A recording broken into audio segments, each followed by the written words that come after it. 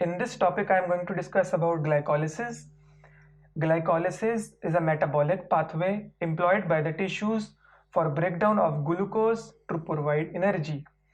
What is a metabolic pathway? All the processes occurring in the body are either catabolic or anabolic. Catabolic means breakdown of molecules, anabolic means to form molecules, formation of molecules. Glycolysis is a catabolic pathway because in this glucose is broken down to provide energy to the body. Some information about the process of glycolysis is that there are 10 enzyme catalyzed reactions. It is a 10-step reaction with each step having its own enzyme and that enzyme is specific. वो उसी reaction को catalyse करेगा जिसके लिए वो बना है. The first 5 reactions are energy investment. मतलब एनर्जी हम मॉलिक्यूल में इन्वेस्ट करेंगे ताकि उस बाद में हम उससे एनर्जी फॉर्म कर सकें, जनरेट कर सकें. जो बाकी के 5 रिएक्शंस हैं that are energy generating reactions. मतलब हम मॉलिक्यूल को ब्रेक डाउन करेंगे और उससे हमें एनर्जी मिलेगी in the form of ATP and NADH. Types aerobic and anaerobic. Aerobic glycolysis में जो फाइनल प्रोडक्ट होता है वो पाइरुवेट होता है, एनारोबिक में लैक्टेट होता है. एरोबिक जो प्रोसेस है, एरोबिक जो ग्लाइकोलिसिस है वो almost all the tissues in the body में होती है. मतलब सारे टिश्यूज बॉडी के can perform aerobic glycolysis, whereas anaerobic glycolysis mostly RBCs में होती है. एक तो आरबीसीज का पहले ही इतना डायमीटर छोटा होता है और उन्होंने स्पेसिफिकली सिर्फ ऑक्सीजन को ट्रांसफ़र करना होता है. उनमें माइटोकॉन्ड्रिया नहीं होता, इसीलिए उनमें ये एनारोबिक ग्लाइकोलिसिस होती है. सेकेंडली इन मसल सेल्स, अब मसल नॉर्मली फंक्शन कर रहा है ऑक्सीजन की रिक्वायरमेंट पे. नॉर्मली वो नॉर्मल कंडीशंस में वो एरोबिक रिस्पायरेशन करेगा, लेकिन जब आप उससे ज़्यादा जोर लगवाएंगे या ज़्यादा एक्सरसाइज करेंगे तब जब ऑक्सीजन ख़त्म हो जाएगी, बर्डन ज़्यादा हो जाएगा, तब वो जो मसल सेल्स हैं वो एनारोबिक रिस्पायरेशन स्टार्ट करेंगे जिसकी एंड प्रोडक्ट होगी लैक्टेट. ये तो हो गया ग्लाइकोलिसिस का ओवरव्यू. अब हम बात करते हैं प्रोसेस और द फ्लो चार्ट और the reactions of the glycolysis. This is a flow chart. On left hand side पे मेरे पास रिएक्शंस हैं और राइट हैंड साइड पे मेरे पास उनकी इंफॉर्मेशन है कि उनमें हो क्या रहा है. टू द पॉइंट इंफॉर्मेशन है. एग्जाम में 2 तरह से सवाल आ सकते हैं. एक तो पूरा ग्लाइकोलिसिस का प्रोसेस लिखना जिसमें टू द पॉइंट इंफॉर्मेशन लिखनी है, ज़्यादा लेंथी ना हो, और दूसरी उनकी डिटेल्स के बारे में शॉर्ट क्वेश्चन हमसे पूछे जा सकते हैं. So first let's see the first reaction. हमारे पास ग्लूकोज मॉलिक्यूल्स है जो कार्बोहाइड्रेट्स की हाइड्रोलिसिस से हमारे पास आया. हमने इस मॉलिक्यूल से एनर्जी गेन करनी है, एनर्जी फॉर्म करनी है, एटीपी बनाना है. First step is phosphorylation of glucose.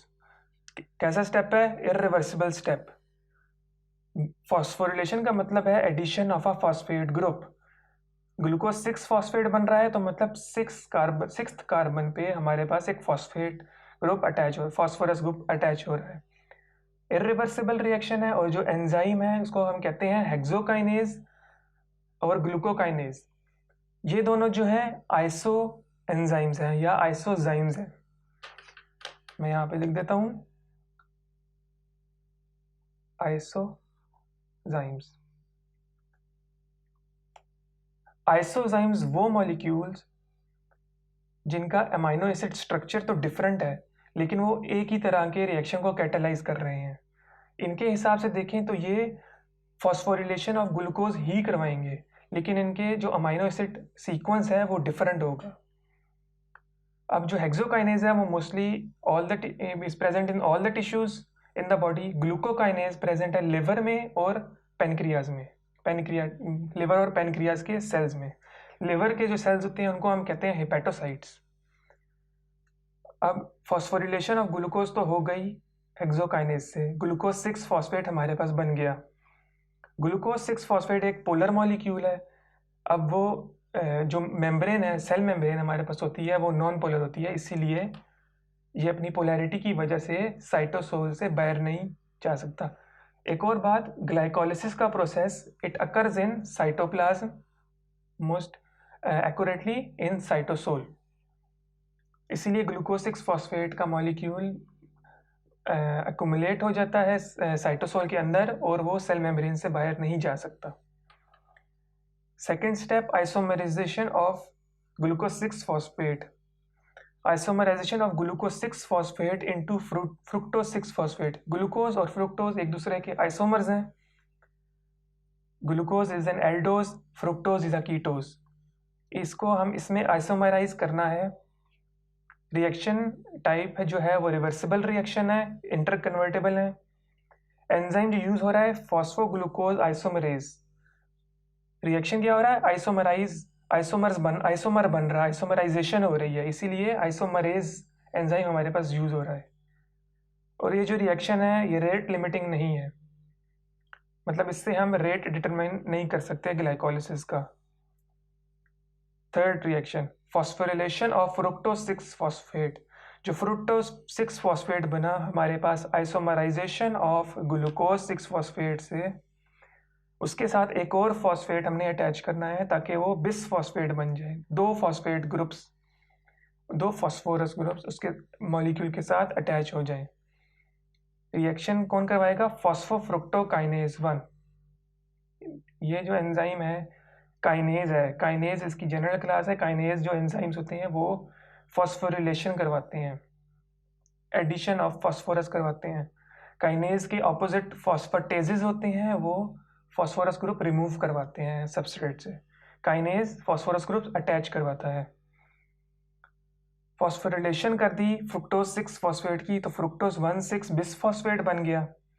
अब इसकी एक इंफॉर्मेशन दी गई है बुक में कि एटीपी अगर कंसेंट्रेशन ज़्यादा होगी, एटीपी ज़्यादा बन रहा है तो फॉस्फोफ्रुक्टोज काइनेज की एक्टिविटी कम होगी, उसकी कंसेंट्रेशन भी कम होगी। क्योंकि एक तो ग्लाइकोलिसिस हमें एनर्जी दे रहा है ग्लूकोज के मॉलिक्यूल से। अब एनर्जी पहले ही बॉडी में ज़्यादा है, सेल में ज़्यादा है, तो फ्रुक्टोकाइनेज का बनाने का कोई मकसद नहीं है एटीपी, इसीलिए उसकी एक्टिविटी कम हो जाएगी और वो इनहिबिट हो जाएगा। फ्रुक्टोज 1,6 बिस फॉस्फेट बन गया हमारे पास। अब फ्रुक्टोज में हमारे पास 6 कार्बन शुगर है और ये बिस फॉस्फेट मतलब 2 फॉस्फोरस ग्रुप। अब ये दोनों डिविजिबल बाय 2 हैं, 2 मॉलिक्यूल्स हम इससे ट्रायोज के बना सकते हैं जिनमें दोनों में एक एक फॉस्फोरस लगा होगा। एक ग्लिसरल्डिहाइड का मॉलिक्यूल बन जाएगा और दूसरा dihydroxy acetone phosphate, DHAP, dihydroxy acetone phosphate. चौथा स्टेप जो हम कह रहे हैं वो है cleavage of fructose 1,6 bis phosphate to form glyceraldehyde 3 phosphate and 1 molecule of dihydroxy acetone phosphate. दोनों ट्रायोजेज हैं, 3 कार्बन शुगर्स हैं, फॉस्फोरिलेटेड शुगर है, एक इसमें फॉस्फोरस है, एक इसमें फॉस्फोरस है। Type of reaction reversible, interchangeable है। एंजाइम जो यूज हो रहा है एल्डोलेज यूज हो रहा है और ये नॉन रेगुलेटेड स्टेप है, मतलब इससे ग्लाइकोलिसिस का रेट डिटरमिन नहीं हो सकता। हमारे पास एक मॉलिक्यूल ग्लिसरल्डिहाइड का बन गया, दूसरा डाइहाइड्रोक्सी एसीटोन फॉस्फेट। अब जो बॉडी में एंजाइम्स हैं वो सिर्फ ग्लिसरल्डिहाइड को फर्दर ब्रेक डाउन कर सकते हैं ताकि उससे हमें एनर्जी या एटीपी मिल सके। डाइहाइड्रोक्सी एसीटोन फॉस्फेट नहीं हो सकता, इसलिए ये इसमें आइसोमराइज हो जाएगा। दोनों एक दूसरे के आइसोमर्स हैं, ये एल्डिहाइड है, ये कीटोन है। कीटोन नहीं फर्दर कैटाबोलाइज हो सकता, इसलिए वो एल्डिहाइड ग्रुप में कन्वर्ट हो जाएगा, ग्लिसरल्डिहाइड 3 फॉस्फेट दे देगा। ये रिएक्शन बताया गया है isomerization of dihydroxy acetone phosphate.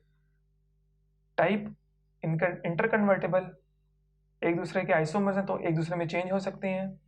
Enzyme triose phosphate isomerase, reaction वही है आइसोमराइजेशन का, इसीलिए आइसोमरेज एंजाइम यूज हो रहा है। और this is required for further metabolism, क्योंकि डाइहाइड्रोक्सी एसीटोन फॉस्फेट वैसे मेटाबोलाइज नहीं होगा, इसीलिए वो ग्लिसरल्डिहाइड में कन्वर्ट हो जाएगा। अब एक ग्लिसरल्डिहाइड का मॉलिक्यूल, दूसरा ये भी कन्वर्ट हो गया, तो 2 ग्लिसरल्डिहाइड के मॉलिक्यूल। अब आगे जो हैं वो सारे मल्टीप्लाई बाय 2 रिएक्शंस होंगे। हम सिर्फ एक ग्लिसरॉल्डिहाइड के मॉलिक्यूल का आगे कैटाबोलिक मैकेनिज्म देख रहे हैं। 6th step is oxidation of G3P। यहाँ से हमारे पास ऑक्सीडेशन रिडक्शन रिएक्शन स्टार्ट होते हैं।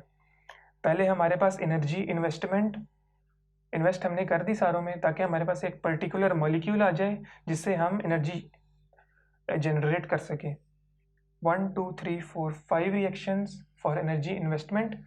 अब हमने रिडक्शन ऑक्सीडेशन रिएक्शन से एनर्जी मॉलिक्यूल से एक्सट्रैक्ट करनी है।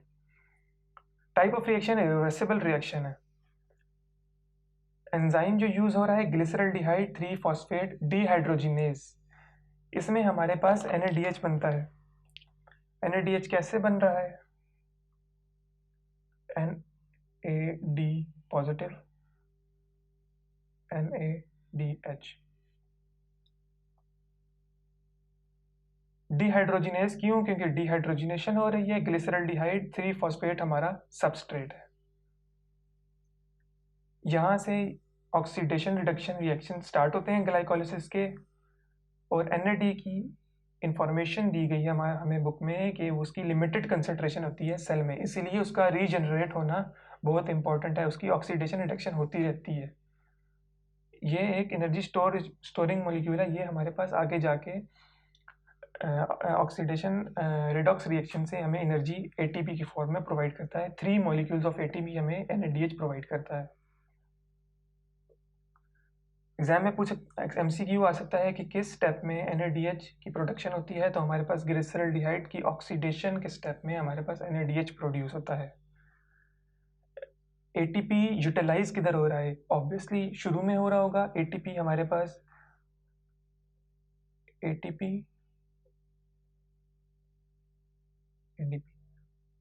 ATP से ADP बनेंगे, तभी हमारे पास जो फॉस्फोरस होगा फॉस्फोरिलेट करेगा। फॉस्फोरस जो यहाँ से निकला है वो इस ग्लूकोज के साथ लग के ग्लूकोज 6-फॉस्फेट बना दिया है उसने, इसीलिए यहाँ पे ATP यूटिलाइज होगा। बिस फॉस्फेट यहाँ से सिंपल फॉस्फेट से बना है, तब यहाँ भी ATP यूटिलाइज होगा। हम रिएक्शन देख रहे हैं NADH synthesis occurs in step oxidation of glyceraldehyde three phosphate. अब हमारे पास ग्लिसरॉल्डिहाइड 3-फॉस्फेट की ऑक्सीडेशन से बन गया one three bisphosphoglycerate. Type of reaction reversible reaction. Enzyme जो यूज हो रहा है phosphoglycerate kinase. ATP production step है। इधर ATP हमारे पास प्रोड्यूस हो रहा है। Synthesis of three phosphoglycerate. इस मॉलिक्यूल से ये मॉलिक्यूल बनाने में हमारे पास ATP प्रोडक्शन होगी। ADP towards ATP। 1,3-बिसफॉस्फोग्लिसरेट से एक phosphorus strong energy containing bond हटा दें तो फ्री एनर्जी रिलीज होगी। फ्री एनर्जी हमारे पास ADP को ATP में बॉन्ड की सूरत में स्टोर हो जाएगी। तो हमारी बॉडी में ATP की सूरत में एनर्जी यूटिलाइज होती है। ATP production step one three bisphosphoglycerate. पहला ATP प्रोडक्शन स्टेप। अब next step is shift of phosphate from carbon 3 to carbon 2 of three phosphoglycerate. Three phosphoglycerate पे कार्बन नंबर 3 पे फॉस्फोरस लगा हुआ है, उसको आइसोमराइजेशन करनी है, उसको कार्बन नंबर 2 पे लाना है हमने, तो 2-फॉस्फोग्लिसरेट हमने बनाना है।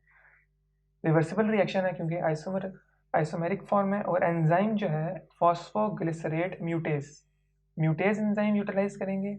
और इसमें हो क्या रहा है? Shift of phosphate from carbon number 3 of phosphoglycerate to carbon number 2 of phosphoglycerate molecule.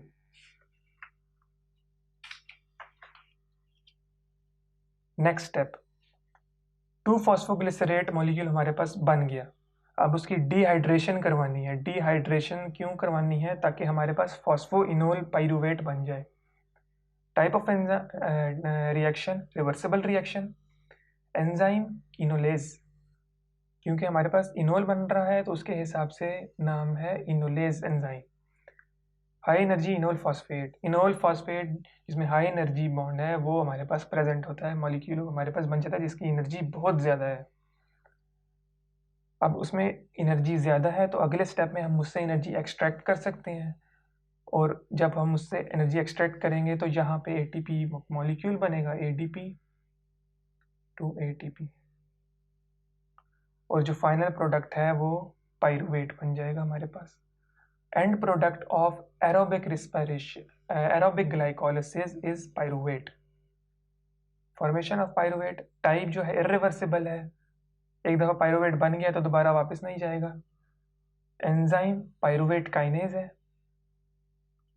Pyruvate kinase क्यों है? क्योंकि काइनेजेस जो है पहले बताया जैसे वो फॉस्फोरिलेट करते हैं, उन्होंने काइनेज ने फॉस्फोरिलेट कर दिया एडीपी को एटीपी में। सबस्ट्रेट लेवल फॉस्फोरिलेशन है। Very important thing to notice that जितने भी यहाँ पे हमारे पास एटीपी बन रहा है वो सबस्ट्रेट लेवल फॉस्फोरिलेशन से, मतलब वो एक ग्लूकोज के मॉलिक्यूल के थ्रू ही सबस्ट्रेट लेवल फॉस्फोरिलेशन हो रही है, सबस्ट्रेट से मॉलिक्यूल से हमारे पास वो बन रहा है, not from electron transport chain. Energy yield from glycolysis, energy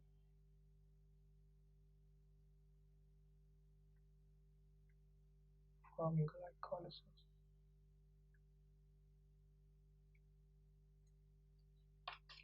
सबसे पहले हमने एनर्जी इन्वेस्ट किया मॉलिक्यूल में, उसको हम देख लेते हैं कि यूटिलाइज कितने मॉलिक्यूल किए। एक एटीपी, दो एटीपी। पहले 5 रिएक्शन में हमने 2 एटीपी इन्वेस्ट किए हैं, मतलब हमने 2 एटीपी मॉलिक्यूल्स यूटिलाइज किए हैं। उसके बाद जो एनर्जी प्रोडक्शन स्टेप्स हैं उनमें देखते हैं।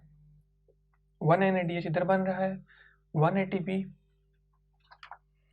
एंड 1 ATP, मतलब 2 ATP बन रहे हैं, 1 NADH।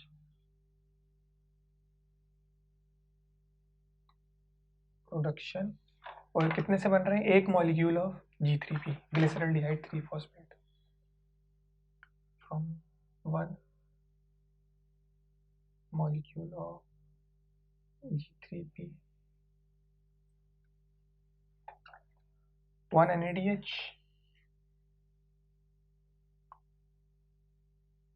and 1 and 2 ATP।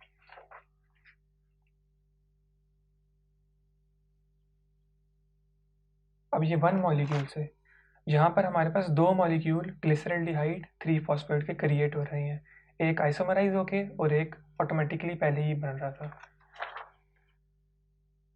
Production from 2 molecules is multiply by 2 NADH 4 ATP। So total net yield क्या होगी? नेट प्रोडक्ट, नेट एनर्जी और यील्ड, इसको हम कह सकते हैं 4 ATP minus 2 ATP equals to 2 ATP plus 2 molecules of NADH, 2 molecules of NADH। ये हमारे पास हो गई एनर्जी यील्ड फ्रॉम ग्लाइकोलिसिस। इसके साथ साथ हम देख लेते हैं एक और important thing about glycolysis which is the anaerobic glycolysis।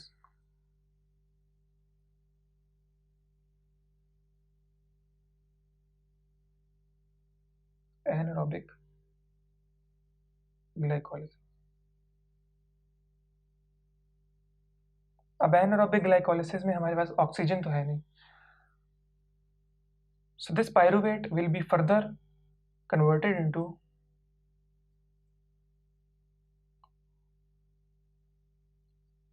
lactate।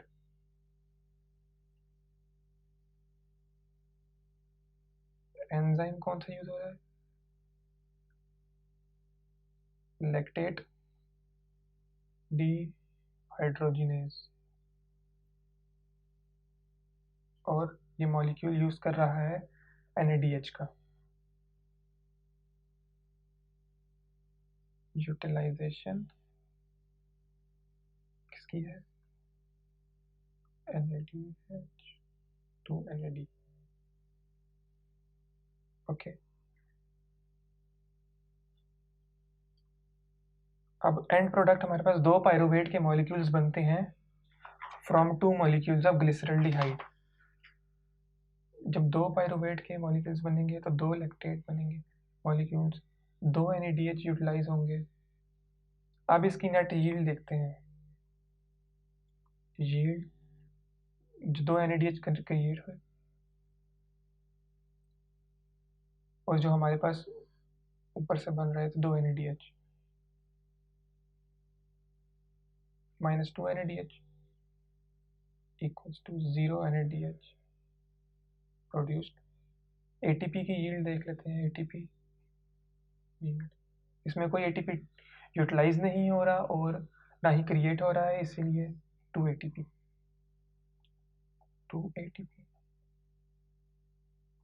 minus 0 ATP, that is 2 ATP. So no NADH synthesis, but 2 molecules of ATP are synthesized from anaerobic glycolysis.